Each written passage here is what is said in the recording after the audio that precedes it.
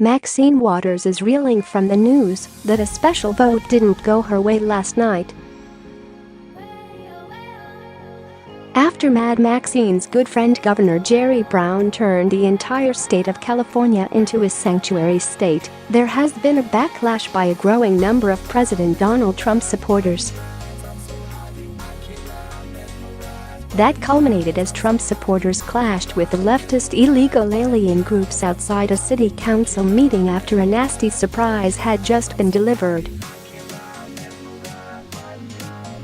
The tide is turning in California as Trump supporters are leading the way to eradicate Governor Brown's sanctuary state. This is really bad news for Maxine Waters, whose district is over 53% Hispanic. Last night, the city of Los Alamitos voted to go against Brown's ridiculous sanctuary state laws and make Los Alamitos a non-sanctuary city, where illegal aliens will be subject to the federal laws already in place.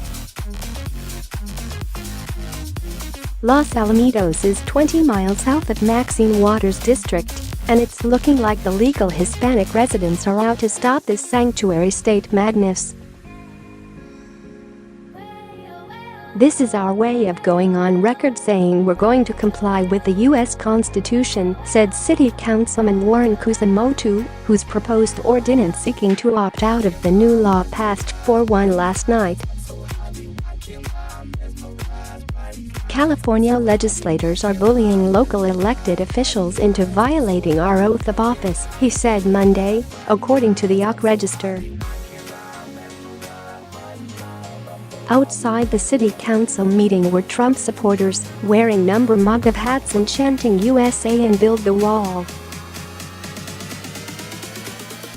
On the other side were the typical leftists, bussed in from different areas, who were trying to pick fights with the actual residents of Los Alamitos. This is bad news for Maxine Waters, who is in a heated race with GOP challenger Omar Navarro. Navarro, who is Hispanic, backs the president's policies on immigration enforcement and has made quite an impact in Waters' district, which has languished in poverty ever since she took office over 20 years ago. Navarro just got the endorsement of General Mike Flynn, who was set up in a sting operation by the deep state Barack Obama henchman. Former Trump National Security Advisor Lieutenant Gen. Michael Flynn pleaded guilty to providing false information to FBI agent in December, and the more we learn about the events leading up to that plea, the more it stings to high heaven, reported the Washington Times. Byron York's recent article for the Washington Examiner reveals that then FBI Director James Comey testified that the agents who conducted the interview on Flynn did not think he had lied to them. That FBI agent was Peter Strzok, the same guy who let Hillary Clinton off on her email scandal. Now that we see Flynn out at an event with Navarro, it's looking like he may have his case overturned. Navarro said he and Flynn had been corresponding since meeting at last month's Conservative Political Action Conference, CPAC, in Maryland, the Washington Examiner reported. Mike Flynn Jr., the general's son, tweeted about Rachel Maddow attacking his dad on her show for endorsing Navarro, as if Maddow has any business even speaking about a hero like Jen. Mike Flynn. Fact that Maddow feels compelled to run a hit piece is telling. At Omar Navarro is young and will always fight for his district, which demographically favors him now. 53% Hispanic, unlike low IQ at Maxine Waters, Maxine Waters, who doesn't even live in the district, number out oftage. Sonny Collins tweeted, "Omar Navarro and General Michael Flynn are two fine gentlemen." Can't say the same for Maddow, and certainly not vile and unhinged Maxine Waters.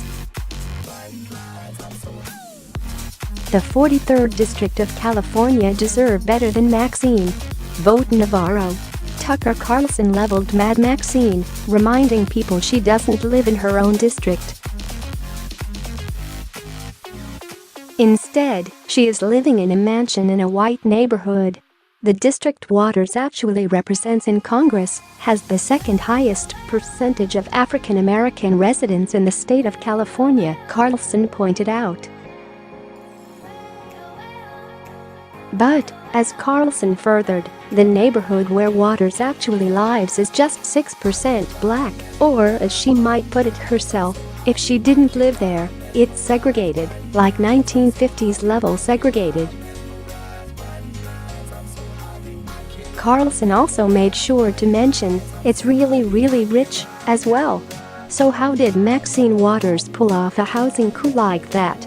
Tucker asks.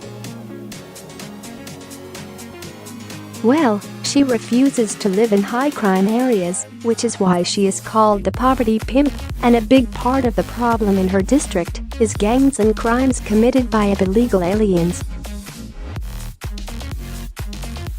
With the tide turning in many California cities, Mad Maxine is freaking out about Los Alamitos because a city in her own district is doing the same thing. The city of Torrance has signed on against keeping California a sanctuary state, and that bodes badly for Maxine. She needs Torrance to win, and it looks like they have had enough of the poverty pimp. Anti-Maxine sees the writing on the wall. After 28 years, the good people living in the 43rd district are fighting back, and they are saying, "Time's up, Mad Max. We want out of the poverty pimp's clutches, once and for all."